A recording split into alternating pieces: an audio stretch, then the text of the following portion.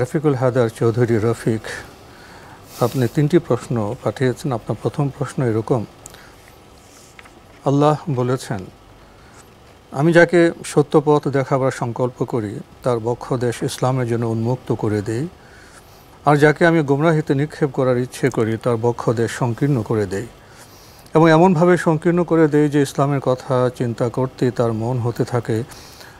মনে হতে থাকে যেন তার আত্মা আকাশের দিকে উড়ে যাচ্ছে। এমন কি আমল আছে যা করলে আমাদের ও আমাদের সন্তানদের বক্ষ দেশ আল্লাহ ইসলামের জন্য খুলে দেবেন আর গোমরাহি থেকে রক্ষা করবেন? আমল সম্পর্কে মিসকনসেপ্ট হচ্ছে এই, অনেকে বলেন যে কি আমল আছে, তিনি বুঝাচ্ছেন আসলে কি দোয়া আছে, কি পড়বেন, কি পাঠ করবেন। হ্যাঁ, কি পাঠ করবেন। আসলে আমল জানারই চেষ্টা করেন না, আমল জানার চেষ্টা করেন না। সন্তানদেরকে ভালো করার জন্য, সন্তানরা দ্বীনের উপর মুস্তাকিম থাকার জন্য পিতামাতা দোয়া করবে আল্লাহ তাআলার কাছে। পিতামাতা আল্লাহ রাব্বুল আলামিনের কাছে দোয়া করবে। দোয়া তো আল্লাহ তাআলা শিক্ষা দিয়েছেন, সূরা ফুরকান ৭৪ নম্বর আয়াতের মধ্যে শিক্ষা দিয়েছেন। অন্য সূরার মধ্যে আছে রাব্বি হাবলি মিনাস সালিহিন, দোয়া শিক্ষা দিয়েছেন। রাসূলুল্লাহ সাল্লাল্লাহু আলাইহি ওয়াসাল্লাম দোয়া শিক্ষা দিয়েছেন। সুতরাং সেই দোয়াগুলো করবে। আল্লাহ রাব্বুল আলামিন ইব্রাহিম আলাইহিস সালামের মাধ্যমে আমাদেরকে যুররিয়াতান তাইয়্যিবা, যে আপনি যেন আমাদেরকে নেক সন্তান, ভালো সন্তান দান করেন, সেগুলো প্রথম হচ্ছে দোয়া শিক্ষা দিতে হবে। দ্বিতীয় নম্বর হচ্ছে সন্তানদের সালাহের জন্য, সন্তানদের পরিশুদ্ধির জন্য ওয়াজিব হচ্ছে নিজের পরিশুদ্ধি। পিতামাতা নিজের পরিশুদ্ধি না করলে তিনি সন্তানদের পরিশুদ্ধির কথা তালাশ করা এটা অতিরিক্ত। এই জন্য পিতামাতাকে প্রথমেই শুদ্ধ হতে হবে। নিজেদের আত্মশুদ্ধি, নিজেদের পরিবর্তন, নিজেদের আখলাকের পরিবর্তন, নিজেদের আচরণের পরিবর্তন, নিজেদের আমলের পরিবর্তন আনতে হবে। এটা অপরিহার্য একটা বিষয়, পিতামাতার জন্য অপরিহার্য বিষয়।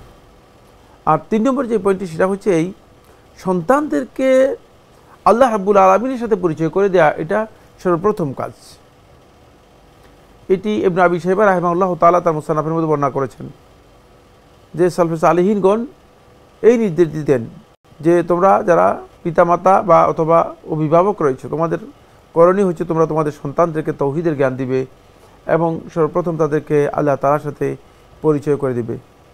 দুর্ভাগ্যের বিষয় হচ্ছে এই, আমরা আমাদের সন্তানদেরকে আল্লাহ তাআলার তাওহীদের পরিচয় করে দেই না, আর আল্লাহ রাব্বুল আলামিনের সাথে সম্পর্ক তৈরি করে দেই না, কিন্তু দুনিয়ার সব কিছু দেই।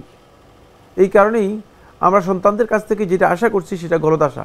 কারণ আশা করতে হলে তো আগে সন্তানদের প্রকৃত মুনিব, যে সন্তানদের প্রকৃত মালিক, যে সেই মালিকের সাথে সন্তানকে সম্পর্কিত করি। আমরা জ্ঞানের সঠিক বীজ বপন করি না, যে ওখানে যাই না, মানে সন্তানকে বিশ্ববৃক্ষ সৃষ্টি হচ্ছে। জি, এই জন্য তারা বেড়ে উঠছে। তারা বেড়ে উঠলে কি হবে? তারা প্রকৃত মুনিবের পরিচয় না জানার কারণে আপনি পিতামাতার কোনো মূল্য তাদের কাছে হবে না। কোরআনে কারীম সূরা লোকমানের মধ্যে আল্লাহ রাব্বুল আলামিন লোকমান যখন আল্লাহ তাআলার পরিচয় তার সন্তানকে করে দিয়েছেন, মানে স্বাভাবিক নিয়ম অনুযায়ী আল্লাহ রাব্বুল আলামিনের যখন পরিচয় করে দিয়েছেন লোকমান, তখন খুদ আল্লাহ রাব্বুল আলামিন নিজে এসেই লোকমানের পরিচয় করে দিচ্ছেন, সন্তানের পরিচয় করে দিচ্ছেন পিতার কাছে। এটা এত গুরুত্বপূর্ণ বিষয় যে কিয়ামত পর্যন্ত মানুষগুলো যাতে বুঝতে পারে কোরআন যে কিভাবে এইটাকে অ্যাড্রেস করেছে। এই জন্য আপনি সর্বপ্রথম আপনার সন্তানদেরকে আপনি পরিচয় করে দিবেন, আপনার সন্তানদেরকে আল্লাহ রাব্বুল আলামিন পরিচয় করে দিবেন। তাহলে আপনার আর প্রয়োজন হবে না, মানে আপনি আর মুখাপেক্ষী হবেন না যে আপনার কি হক রয়েছে, আপনার কি মর্যাদা রয়েছে, কি সন্তানকে পরিচয় করে দেওয়ার জন্য কোনো প্রয়োজন হবে না। কারণ সেটা আল্লাহ তাআলা দায়িত্ব নিয়েই আল্লাহ সুবহানাহু ওয়া তাআলা পরিচয় করে দিবেন, আল্লাহ রাব্বুল আলামিন পরিচয় করে দিবেন। কিন্তু আমরা এই কাজটি যেভাবে করা দরকার সেভাবে আমরা করি না। এই না করার কারণেই মূলত কোরআন এইভাবে অ্যাড্রেস করে আমাদেরকে জানিয়ে দিয়েছেন। এই জন্য আসুন সন্তানের ব্যাপারে, যারা সন্তানের সালাহ, পরিশুদ্ধি এবং সন্তান যেন ভালো সন্তান হয়, যারা এই কামনা, এই ইচ্ছা পোষণ করে থাকেন, তারা এই কাজগুলো করার জন্য চেষ্টা করবেন।